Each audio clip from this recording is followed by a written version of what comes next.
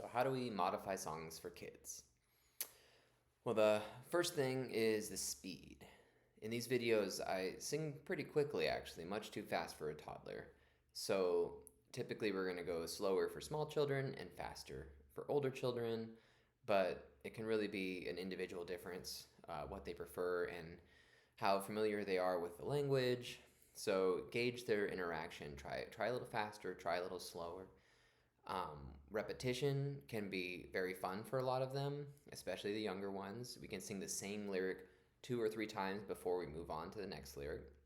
Or we can mix it up a bunch for the older kids and they'll never know what's coming next and have to jump in. We can modulate our voice so we can sing very loud to get their attention, but then immediately become very quiet and draw them in, and they'll have to lean in. And we can surprise them with sudden loudness if if they enjoy that. We can also, of course, stop before a word, like the wheels on the, and let them fill in the blank. This is a very common way to get language out of children, but actually, some children can be sort of frustrated and annoyed by that.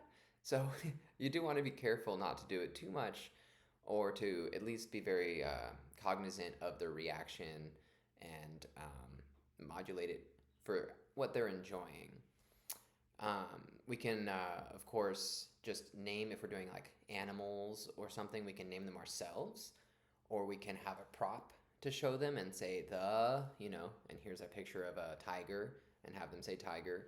We can have them shout it out, which, some of the kids will be faster than others and that can cause a problems. So you can actually, do turns of, oh, it's your turn to name the animal, and be very positive about whatever they name. It may be just the same as the child before and just go with that. That's great. Um, we can also personalize it for our group, right? So there's no reason to stick with the same lyrics if you have a special need that you need to change for the environment. If there's something you're trying to draw the children's attention to, like your curriculum for that month, go ahead and just make your own song with that.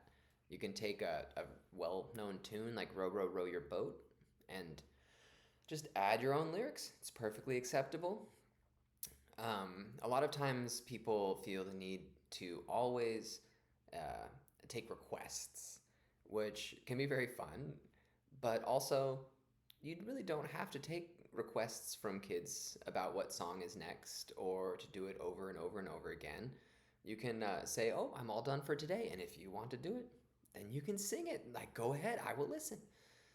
Um, so, it's good to show like personal boundaries and also to keep songs special. Sometimes we don't want to sing them too much so that they have the power when we do bring them out and when we do mention them. Um, and it can be good for the adults in the area to mix up your songs and to find new songs and kind of cycle them through. Sometimes you'll attach them to a curriculum and have just certain songs for certain months, and that helps you just keep it fresh for everybody. And always, if you're going to make up your own lyrics, of course, it's a good idea to be just as inclusive as possible with how you're going to describe reality. We want accurate descriptions of reality, and we can avoid the whole boy and girl thing with just calling them friends, because that's what they are, and that's the only point that we need to make about working with our friends. So we can try to just use their actual name or call them a friend is a really easy way to just simplify all of our lives and not make it so stigmatized, I guess. So go ahead and make up your own songs and have fun and modify a song in any way you want. It's really, you're free to do so, and it's for the benefit of the kids.